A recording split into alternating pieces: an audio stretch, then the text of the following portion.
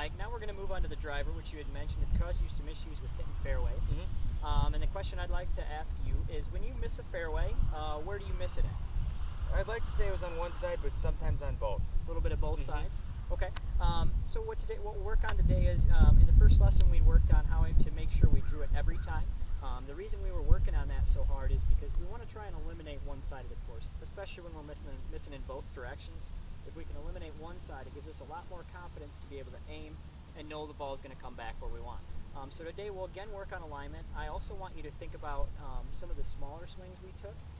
Sometimes we don't need to swing all out. We just need to ramp it down a little bit, maybe choke down a little bit, just to give ourselves a little more accuracy and control like we did with the distance control. We can use that same principle and put it towards our accuracy as well. All right, Mike, you had mentioned that distance control is very important to you. So what we're going to do is we're going to start out hitting a wedge to this first flag. It's about 100 yards.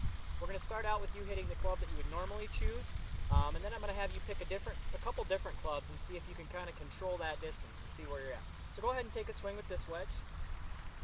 This is the normal club you'd use here? This would be the normal club, yeah. Okay.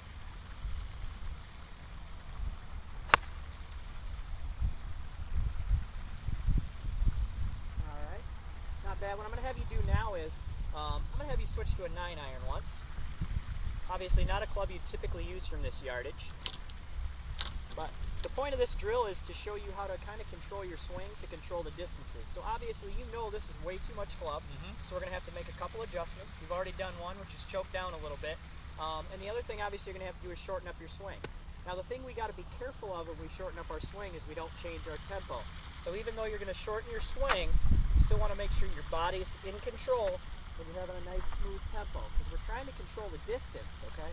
So we want solid contact and distance control. So a nice smooth swing, making sure the body's in control. Really think about your body rotation on this small swing.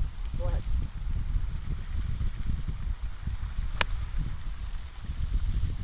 Good. Let's try one more, see if you can get it a little closer.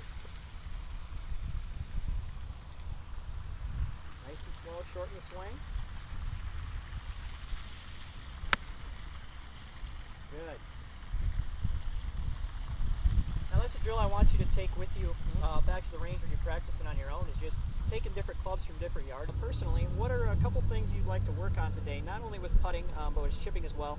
Start by telling me with putting what you'd like to work on. Well, distance would probably be the key. Okay, so you want to work on some lag putting and some longer distance. Yep. What do you tend to leave it short, long? Is it alignment? What would you say your biggest problem is? Well, around 10 feet I'm all right, but anything farther than that, sometimes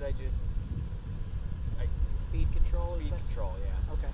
So we'll work on a few drills that'll hopefully help your speed control. We'll also, while we're at it, we'll take a look at alignment and see how